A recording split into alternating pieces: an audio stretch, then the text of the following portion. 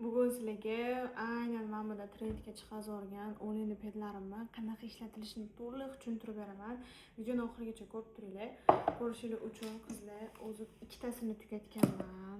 Bu birinchisi, ikkinchisi va uchinchisini ochganman.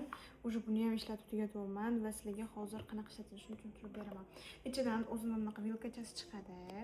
Vilkachasida olib, mana bundoq bittasini olasizlarda, ichki tarafi g'adir-budir bo'ladi. Aynan mana shu tarafida, g'adir-budir tarafida yuzinglarni artasizlar.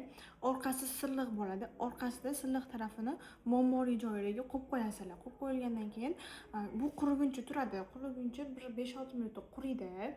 Buni qizlar nimadan keyin ishlatasizlar? Bu toner ped, penkadan kelgan toza, quruq yuzni artib olasizlar. Buni hattoki intimniy zonalarga ishlatsanglar ham bo'ladi, qizlar.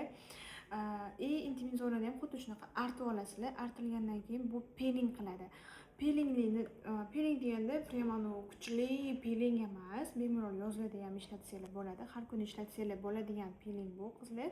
Bundan tashqari, buni artganinglardan keyin ketidan mana bunaqa o'zini seryumlari bor, xohlasanglar. Mana shu brendni o'zini. Mana shunaqa bunga alohida video olamiz.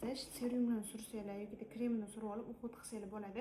Va bu olma ekstraktli bo'lgani uchun o'zi bitta ochganinglarda shundoq gupillab olma hidi keladi. Ochganinglardan keyin u qurib qolmaydi. Yana bitta narsa, ustida buni zari bo'ladi.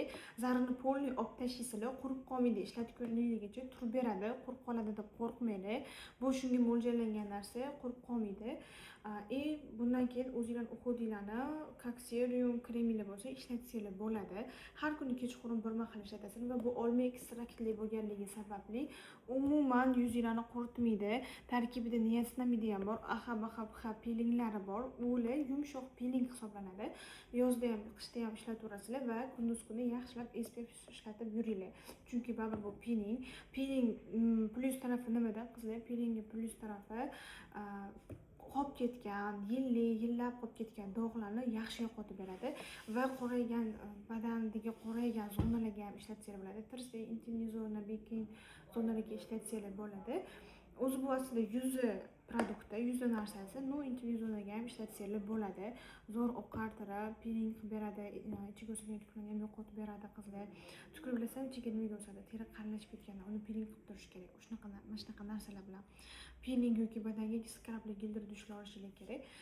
Agar уже qilib bo'lgan bo'lsalar, nima deydi, уже tukri ichiga o'sayotgan yoki qoraytirgan bo'lsalar ham bu sizlarga tushadi.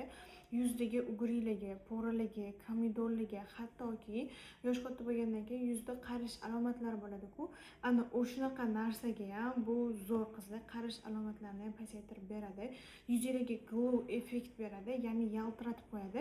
Yuzingizga tonalkalar yaxshi yotmayotgan bo'lsa ham bu yotqizib beradi. Xullas, bu shunaqa ideal, shunaqa zo'r narsa, bemalol olsanglar bo'ladi. Ichida saksonta bo'ladi. Har bitta mana bunaqa